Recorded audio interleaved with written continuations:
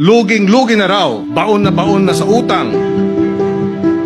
Yung mga magsasaka, naghihinaing din. Lalo na ang ating mga magpapalay. Lalo na ngayong anihan, mula 5 piso hanggang 10 piso kada kilo binibili ang palay. Gayong mga 14 hanggang 17 kada kilo ang puhunan. Kasama dito ang pataba, binhi, pestisido. Luging-lugi na raw, baon na sa utang. May nagsasabi pa na di na daw sila magtatanim sa susunod na farm cycle. Pinabayaan natin ang mga nagpapakain sa atin, ang industriya at sektor nila. Kailangan baguhin ito. Kailangan din baguhin ang kakulangan ng pondo para sa sektor. Ano ang resulta sa kakulangan ng suporta? Nananatiling isang kahig, isang tuka ang ating mga magsasaka at mangingisda. Bagsak ang kita at ani, mahal ang pagkain at gutom ang milyong-milyon nating mga kababayan, lalo na ang ating mga anak. Kung hindi sa usapin ng makupad na kilos ng gobyerno o kakulangan ng tauhan at pondo,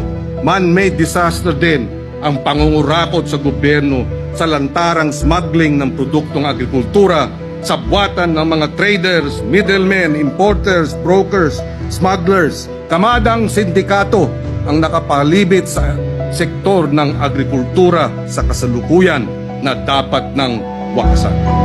Huwag kalimutan mag-like and share, follow and subscribe. Ron Daniel Vlog para lagi kayong updated sa aking mga video. Thanks for watching.